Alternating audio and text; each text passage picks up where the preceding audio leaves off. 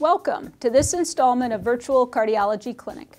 We will be evaluating virtual patients, including the clinical presentation, exam findings, and echocardiographic and hemodynamic test results in what we hope will be an educational and entertaining way to learn about cardiac physical exam and diagnosis. Today, we will be discussing aortic regurgitation. Aortic regurgitation occurs when the leaflets of the aortic valve fail to remain closed during diastole. As you recall, diastole is the portion of the cardiac cycle when the left ventricle fills with blood. During diastole, the aortic valve closes, the mitral valve opens, and blood from the left atrium rushes into the left ventricle. If the aortic valve does not remain closed, blood can reflux backward from the aorta into the left ventricle. This is a normal appearing tri-leaflet aortic valve. This image shows the left ventricle, mitral valve, and aortic valve working in synchrony. During diastole, the aortic valve closes, the mitral valve opens, and the left ventricle fills with blood from the left atrium. The aortic valve remains closed and doesn't allow blood to flow backwards into the left ventricle. This aortic valve, as you can see, is not normal. The leaflets are thickened and there is mild aortic regurgitation. Usually, the amount of regurgitation increases slowly over time, so the left ventricle can adjust to the extra blood volume that is pouring in from the left atrium, as well as from the leaky aortic valve. The left ventricle will gradually dilate as more regurgitation develops, and the left ventricle can usually adapt to this chronic volume overload for quite a while before it starts to malfunction. As the severity of aortic regurgitation increases, the left ventricle is overfilled and overstretched. The chronic overload from blood flowing through the mitral valve and the aortic valve causes the left ventricle to dilate. Eventually, the left ventricle fails, resulting in a decrease in ejection fraction and congestive heart failure. We use echocardiography to accurately measure the size of the left ventricle and the ejection fraction, and to decide when valve replacement should be performed. Once severe aortic regurgitation and congestive heart failure have developed, the patient should undergo valve replacement. People with chronic aortic regurgitation often present without any symptoms at all. This should make sense as you recall that it progresses slowly, and it doesn't really affect the left ventricle until it's very advanced. Therefore, the physical exam can give important clues to the presence and severity of aortic regurgitation. Let's go through these exam clues one by one. Pulse pressure is the difference between the systolic and diastolic blood pressures. In the setting of aortic regurgitation, the pulse pressure gradually widens, meaning the systolic pressure goes up and the diastolic pressure goes down. You can use this information to decide how much aortic regurgitation is present. The wider the pulse pressure, the more severe the aortic regurgitation. In severe aortic regurgitation, the diastolic blood pressure falls below 60. At the same time, the pressure in the left ventricle at the end of diastole gradually increases until it's severely elevated. This is due to all the blood flowing backward across the dysfunctional aortic valve into the left ventricle. This raises the pressure in the ventricle at the end of diastole. So, diastolic pressure in the aorta and in the ventricle get closer together as more blood leaks from the aorta back into the left ventricle. Here we see 3 aortic pressure tracings showing progressively worsening aortic regurgitation and therefore increasingly wider pulse pressures. These images represent tracings in the aorta and left ventricle taken at the same time to help us appreciate the effect of progressive severe aortic regurgitation on the pressure gradient between the diastolic pressure in the aorta and the end diastolic pressure in the left ventricle. Normally, the aortic diastolic pressure ranges from 50 to 80 millimeters of mercury, and the left ventricular end diastolic pressure ranges from 7 to 12 millimeters of mercury. That means there's normally a difference of, say, 40 to 60 millimeters of mercury between the aorta and the left ventricle in diastole. When the aortic valve doesn't close completely, blood can leak back into the left ventricle during diastole. The pressure in the left ventricle increases, also called the left ventricular end diastolic pressure. This can cause pressure in the aorta at this time to drop, also known as the diastolic blood pressure. The pressure in the left ventricle and the aorta become closer together. Now, the difference between them is only 20 to 30 millimeters of mercury instead of 40 to 60 millimeters. The heart sounds in mild aortic regurgitation can be completely normal. S1 generally remains normal at all levels of regurgitation. S2 can become louder and have a slapping quality to it as the severity of aortic regurgitation increases. There are typically 3 murmurs associated with aortic regurgitation.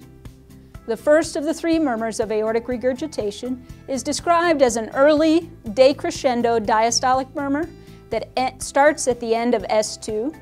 It's heard best at the third intercostal space, which is also known as Erb's point, during end expiration with the patient leaning forward. I know, sounds complicated. The murmur is easy to miss when the regurgitation is only mild. It becomes louder and longer as the severity of aortic regurgitation increases. It's often described as blowing in nature. You can augment the murmur by increasing peripheral vascular resistance. You do this by what's called a hand grip maneuver.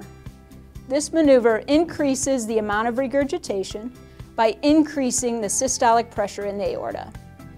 This prevents some forward blood flow and promotes more backward blood flow or regurgitation.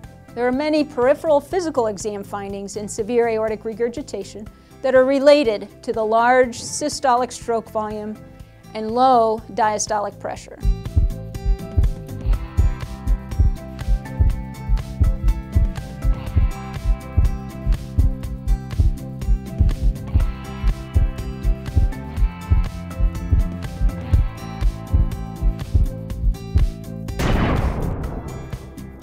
The second of 3 murmurs associated with aortic regurgitation is a short, mid-systolic murmur heard best at the right upper sternal border that sometimes radiates to the neck along with the previously described diastolic murmur. This is a flow murmur due to the high volume of blood that is ejected from the left ventricle across the aortic valve. The third of the 3 murmurs that is heard with worsening aortic regurgitation is also called the Austin-Flint murmur. It is diastolic like the first murmur, but is soft and low-pitched. It's heard late in diastole and heard best at the apex. Compare this to the first diastolic murmur that is early and blowing at the left sternal border when the regurgitation is not as severe. The presence of an Austin-Flint murmur signifies the presence of severe aortic regurgitation. The cause of the murmur is controversial, but is thought to be due to either functional mitral stenosis or rapid fluttering of the mitral valve. This happens when the aortic regurgitation jet causes one of the leaflets of the mitral valve to partially close during diastasis, producing the murmur during atrial contraction. 2 basic categories make up the causes of aortic regurgitation, either abnormalities of the valve itself or abnormalities of the aorta, which supports the valve.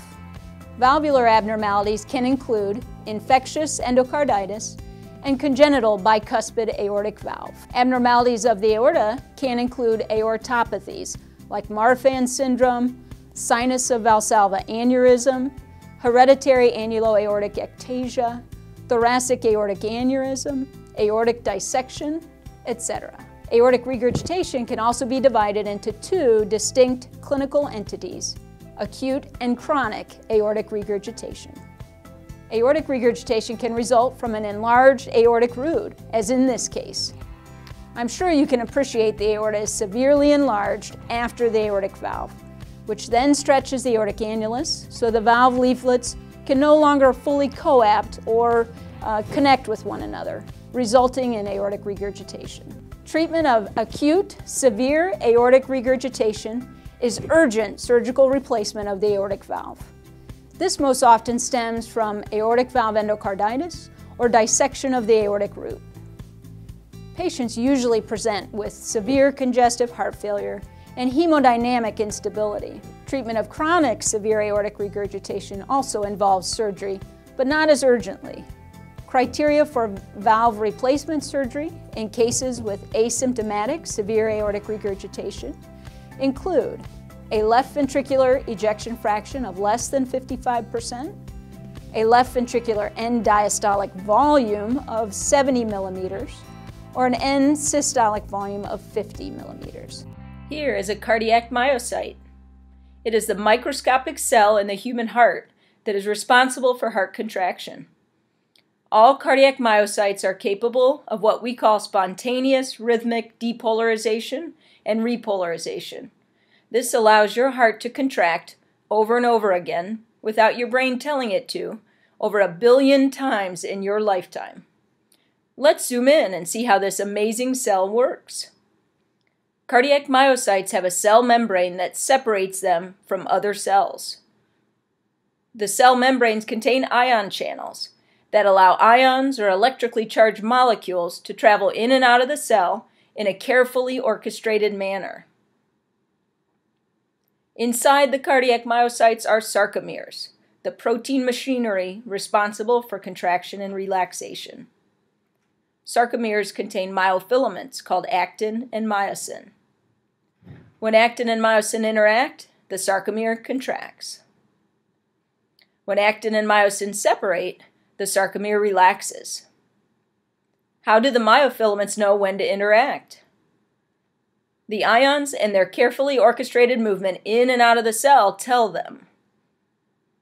Sodium channels open, increasing the voltage of the cell from -80 millivolts to -20 millivolts.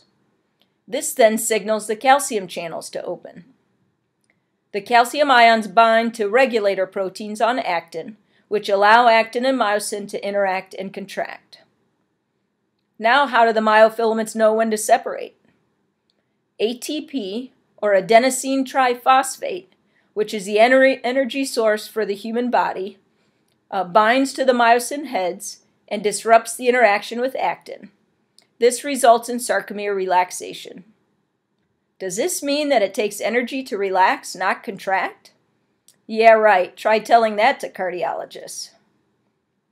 Meanwhile, the cardiac myocyte needs to return to its resting electronic state of -80 millivolts.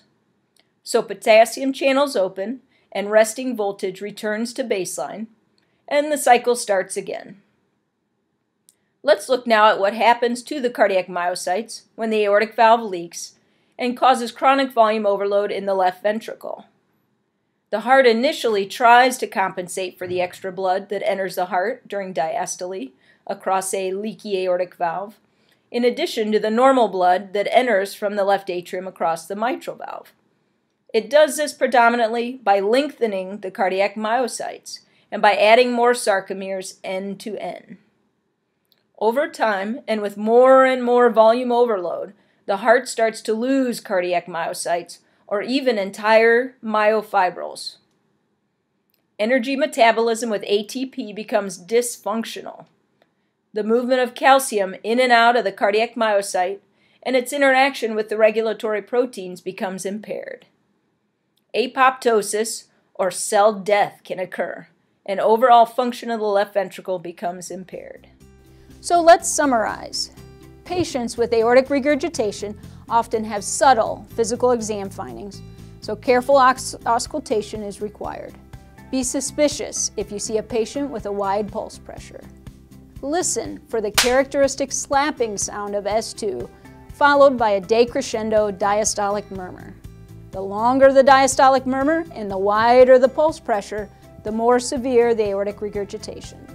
Remember though, if you no longer hear the typical systolic and diastolic murmur, but instead hear an Austin Flint murmur, your patient has severe aortic regurgitation, and it's time to decide if they have symptoms or if the heart is no longer compensating for the valve. If so, send these patients to surgery.